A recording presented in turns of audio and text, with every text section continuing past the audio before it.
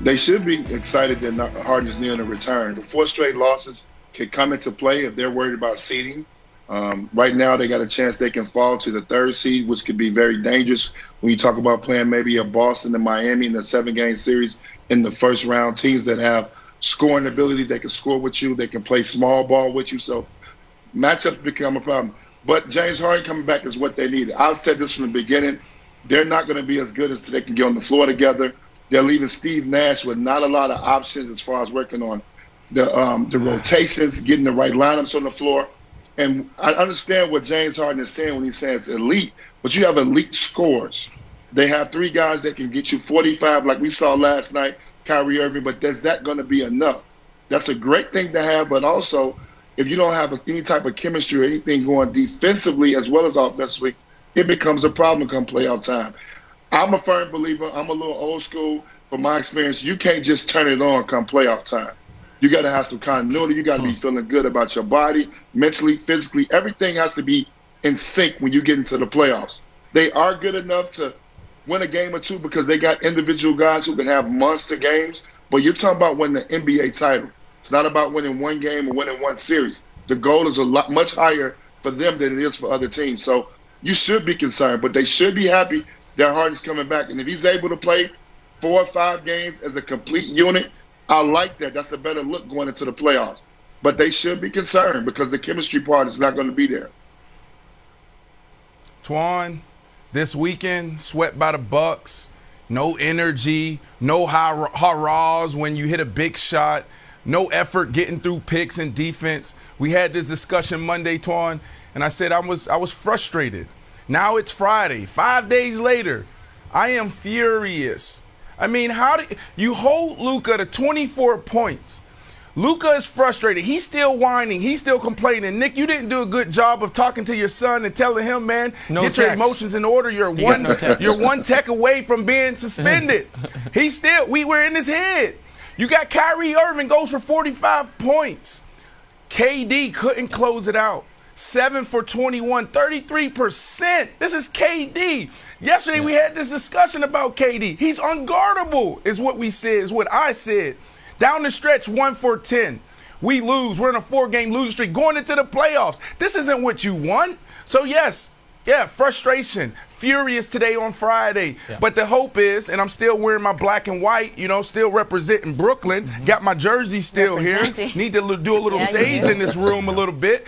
But I don't expect KD to play like that again, right? Like, I mean, how many years have KD been in the league and how many games have we seen like that where he just couldn't find the rim? So that is the hope. That is the light at the end of the tunnel. I don't see KD not closing that out in games like that. Here's the problem. There's a reason that KD in the game against the Bucks and then last night down the stretch wasn't good. They're asking too much of him because KD understands you got to get stops. And so KD, as I cautioned you at the beginning of the year, your best offensive player is also your only very good defensive player on the entire roster. So he's looking around. He's like, geez, Louise, guys, we got Blake trying to check Luka. Okay, let me do it. Let me help. Let me try to help out on that end since we allowed 37 in the first quarter. And at the end of the game, he's tired. It is when Kawhi Leonard was the best defender in the league, he was averaging 16 points a night. Now that he's asked to average 26 a night, he's a good, not great defender. It is very hard, particularly once you get into your 30s, to give it all on both ends of the court. But KD knows what Steve Nash knows, which is this team defensively. James Harden can be like, oh, no, we just, watch some film and figure out screens and stuff. Can we show the most important possession of the game? Look at this brilliant set the Mavs run. Oh, my God. How long did it take to draw this up? Oh, that's a layup.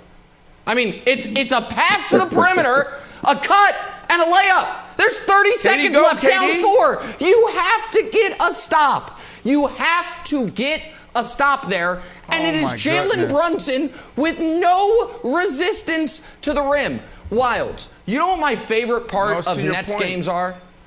But real quick, Wilds, you know what my favorite part of Nets games are? When they do the coach's audio from one of the timeouts, and every time it's Steve Nash like, guys, Guys, we got to call out screens. Guys, we got to communicate on defense. He's talking to them the way you talk to a junior high school basketball team. Like, guys, on defense, just try. Just give me your best effort. Come on, guys. Folks, the playoffs start in 10 days. They are as bad defensively as I promised you they would be. They have not figured out their center rotation. Free advice, Nets fans. Start Claxton. He's your only shot. But instead, it's like, hey, we're going to start Blake Griffin at center. Okay, enough. I mean, it is what it is, Wilds. Brandon, that is a concern. We never know. You roll the dice like, oh, DeAndre Jordan, DNP. Like, oh, he's starting. It's just something that maybe you can bet on as the NBA embraces gambling. You can bet, is DeAndre Jordan good or is DeAndre Jordan a bench warmer? No one can figure it out. Antoine, I 100% buy what Nick is saying about KD expending too much energy on both sides of the ball now. Do you think that one of the advantages of having Harden back is not that Harden's going to be this elite rim protector or Harden is going to be this great stopper, but that he will take some of the offensive load off of KD so KD can distribute his energy more equally on the defensive side? There you go. That has some truth to it because you need all your players on the floor. This goes back to guys getting on the floor being healthy. With no chemistry, that's what happens. Defensively, you're not very good, but you don't have defensive-minded guys on the team. I think that's what Nick should really point out. These are not defensive-minded guys. And I'm going to tell you another problem they have. Your head assistant coach is Mike D'Antoni. So I guarantee you the one guy who's voted for DeAndre Jordan not to be on the floor is Mike D'Antoni. He don't like centers on the floor. He likes to be small ball. He likes to play small. But you got to have some rim protection. You have very good big men now in this league, centers that are up for MVP. You've got to play somebody with some size and protect the rim. Those are some of the challenges that Steve Nash is going to have as a coach. You got to understand that that's what's going to be different now. You don't have defensive-minded two-way players as your elite players. Kevin Durant can do it, but that's not the makeup of Kyrie Irving. That's not the makeup of James Harden. That's not the makeup of Blake Griffin. So you got to play somebody that wants to play a little defense if you want to get some stops late in games, and that's happening right now. But that's what happens when you don't get a full unit. You don't get a chance to work with guys to try to figure some of this stuff out. And that's going to be a challenge for Steve Nash come playoff time.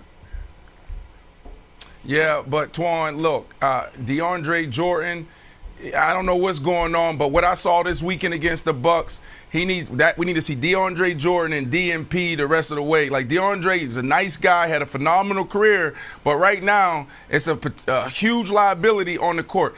And Nick, I gave you an opportunity to put the gloves back on. All right, here's the deal. Not. And if you're right about Kevin Durant, then that means exactly what Wild said is right. When James Harden comes back, he's going to take that pressure off of him, and we will be fine. So we are right where we need to be. The Lakers, your team, y'all are just having a bad. Y'all are bad. The Nets are having a bad little run. Fine. That's what we're at. We're having a slump. You guys are just bad.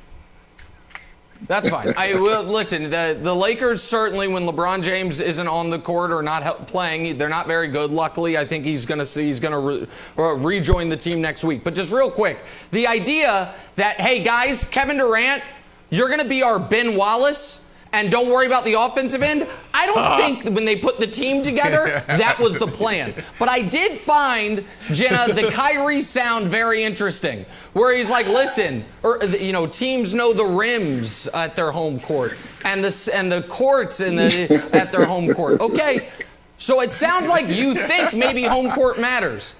That's a bummer because now you are barreling towards not the 2 seed, but the 3 seed, thanks to what's happened this week. So you're not going to have home court advantage in any series after the first round, and evidently those teams knowing the rims at their home court is a big thing here. It's either that or you're just a terrible defensive team. I'm not sure, but maybe it's the firmness of the rim. Thanks for watching. Subscribe here to get the latest from the show. Also, be sure to check out more of the best clips from First Things First, or go watch a few segments from our other shows on FS1.